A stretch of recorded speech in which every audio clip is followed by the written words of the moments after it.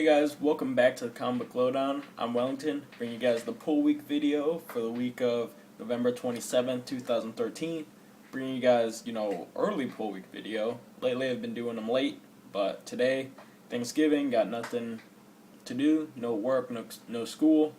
So, went ahead and read my books, because I was just really excited to read all of them. And they were all just really good. Picking a pick of the week was hard. Putting these books in an order was hard. Take the order loosely because every book was fantastic that I read, in my opinion. And, take it lightly, but as usual, I read the books from what I like the least to my pick of the week.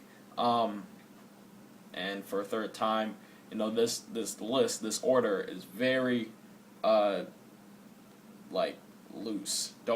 Because every book was so fantastic that I can't really say I liked a book least and a book I liked more than everything because they were just all so good. So I'm just going to start with my indie book, Black Science issue number 1 by Rick Remender and Matteo Scalera in Dean White on color. This book was pretty cool. It starts out with kind of this guy running, this guy named Grant and I guess one of his kind of colleagues running through this weird dimension being chased by like these fish people. It's really weird, just to put that out there right now. There's a weird sci-fi book. There's a lot of like weird fish people and frog people and things like that. And they're escaping, again, Grant and then his colleague named Jen. They're escaping. They have to get some kind of fresh water to a coolant type deal. This is all about, pretty much as you read, because when you start, you just jump right into the action. So, as you go along, you get the sense that they're in this situation because they were delving in the black sciences and, they put themselves in this bad situation. They're called the League of Anarchists, or the Anarchist League of Scientists, or something like that, where they, kind of just don't follow rules and they do all this bad stuff, and they kind of put themselves in a shitty situation that is now putting their lives in danger, and Grant's kids are in this, and he's put his kids in danger, and there's a lot of stuff. It's hard to explain without, the way to explain it doesn't do justice to the book, because the book is kind of weird and sci-fi. You just have to read it for yourselves, and I know a lot of people pick this up, so I can't wait to hear you guys' opinions on this book. But I really liked it because I like Rick Remender's writing style, and the kind of personal touches he put in this book. I didn't even get into those with the character Grant. Was really cool. And so, Black Science number 1. I'm going to be picking up number 2, and I might just put it on my pull. And then the rest of the books are all Marvel. So, this is Nova issue number 10, which doubles up as the 100th issue of Nova. There's 3 stories in this. The main story is really fun. And it's I think it's the final story written by Zeb Wells, the first one. It's about Sam and his mom kind of arguing about him joining the New Warriors, because he's still protesting against it because his mom didn't let him join the Avengers, but she's wanting him to join the New Warriors, and he doesn't like Vance and Robbie, Speedball and Justice, or not in that order, Justice and Speedball. He doesn't like those guys because he feels like they're losers, and he should be working with the Avengers and things like that. And he kind of just is like protesting, and ever since he got the Nova helmet, you can gradually see him getting like more full of himself, and he's talking back to his parents or to his mom and things like that. And there's a lot of comedy in here, but at the same time, it's like a lot of family stuff, which I like in this book. And it gets to the point where he has his realization through the Watcher, and kind of wises up to himself and kind of sees his place as the Nova and what he should be doing. And it's a really cool thing that happens. And also the way this book starts is really funny. I was cracking up. It was really funny. There's a lot of great comedy in here, but at the same time, a lot of good family stuff and just down-to-earth things that I like in my books. The second story, written by Jerry Duggan, who's going to be taking the book over, it's kind of about Sam's he's not been at school, so the principal stops by their house to talk to his mom, and kind of is telling her that if he doesn't show up to school, he's gonna either have to go to summer school, or he's going to have to or he's gonna have to repeat the grade again. He's gonna have to stay in the same grade. And she's pretty much covering for him because everything that their conversation between Sam's mom and the principal is kind of paralleling to what Sam's actually doing, which is he's fighting these like space whales, space killer whales, space sharks, whatever. He's fighting them in space, kind of defending this ship, this mothership, whatever. And he's kind of protecting these, I guess you could say, aliens. So that's what he's been doing this whole time. That's why he's not making it to school. And it's a really good story if you just read it. It's a little bit shorter than the main story, but at the end of it, there's like this big thing that happens, and I'm like, okay, so where are they gonna go with Nova from then? Because something really big happens at the end of this that is like character changing, like big time character changing, which I think is really cool that they go like that, and I was not expecting it at all. The third story in this is it's written by Jerry Duggan again, and it's just a little short. I think it's only a 2-page story, kind of future story, kind of funny. It's documenting Sam's 1000th adventure as Nova, so in Nova 1000,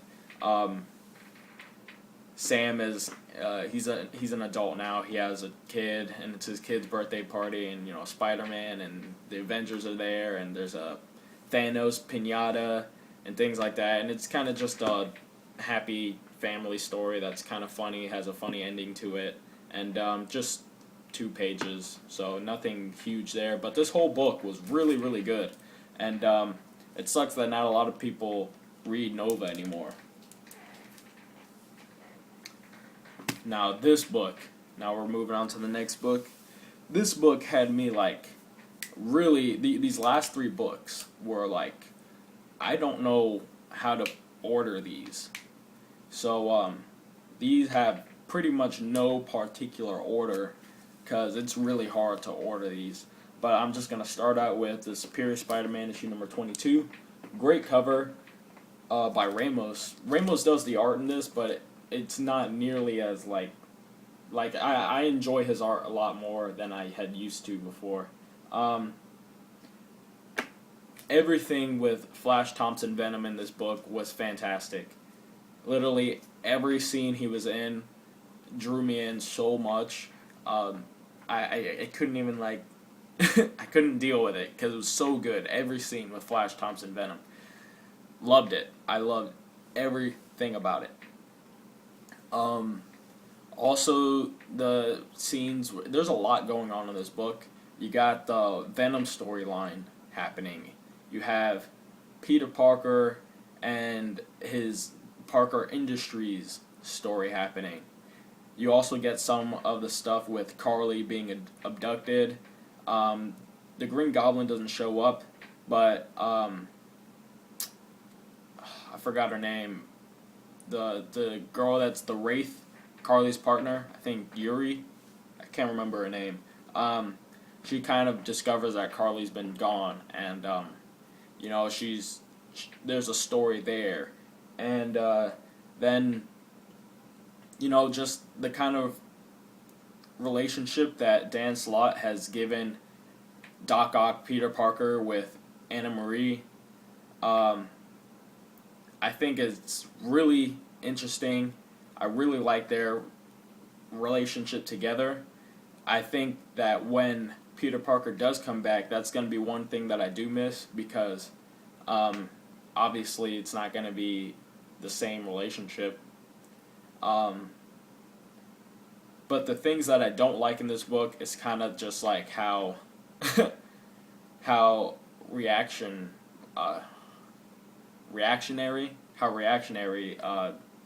the Spider-Man in this book is.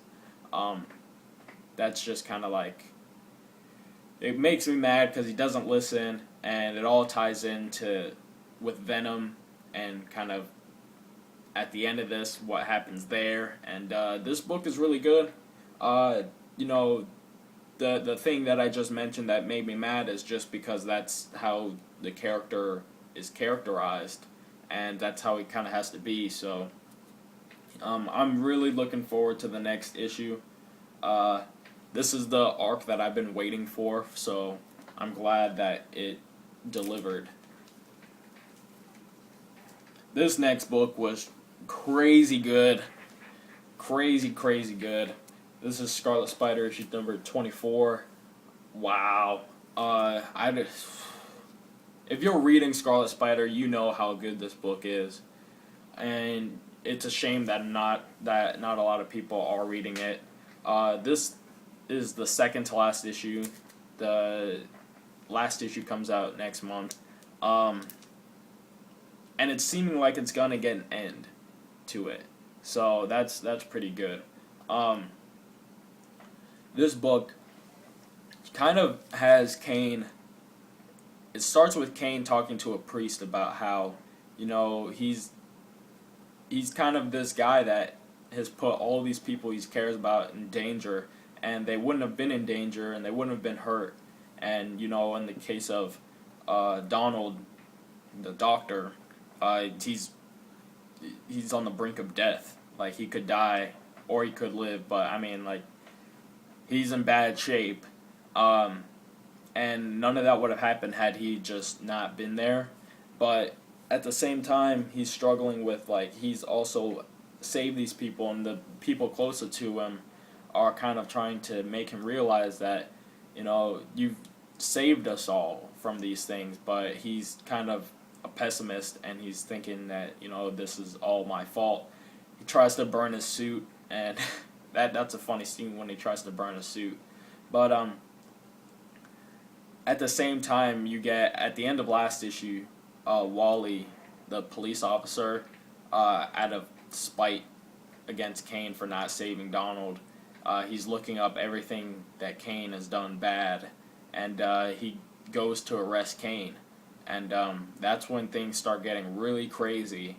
And by the end of this book, there's a lot of crazy stuff that's happening, and I don't know how or what is happening in the next issue, because how this book ends is really crazy. Some big stuff happens right away. This book is awesome. I love this book. It sucks that it's being canceled. And now the final book, guys. This book was just really good, and it's a story that I feel needed to be told too. And the art in here is very awesome, kind of Samney-like, but it's not Samney. But this is Deadpool Annual, issue number 1. This book takes place. It starts This book starts before the Daniel Way run. It goes way back in time to tell the story of.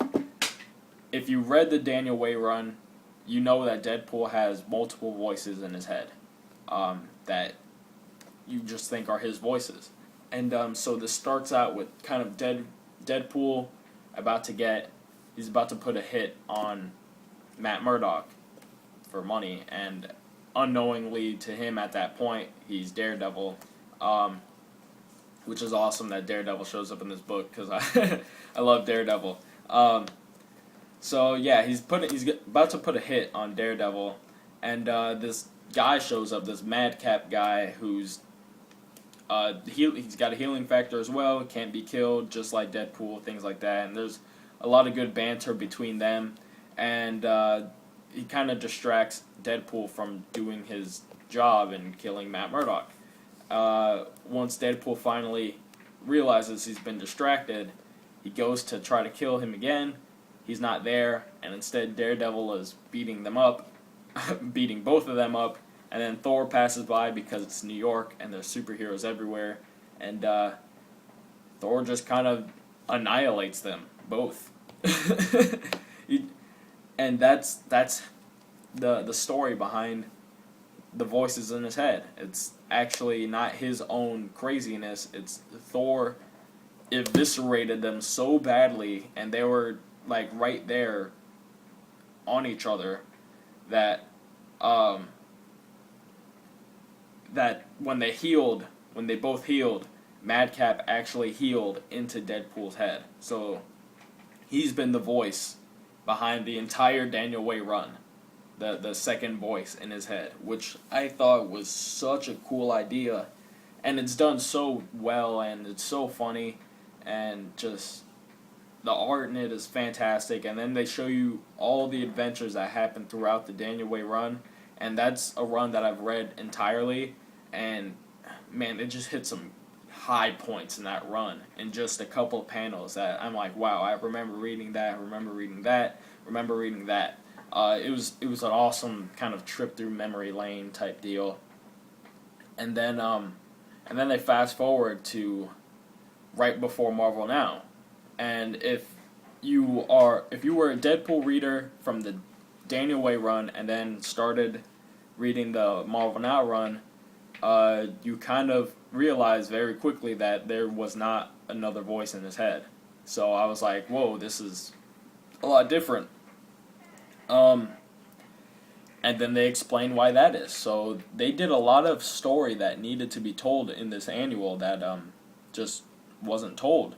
And I thought that was a really good idea, and I thought it was really fun.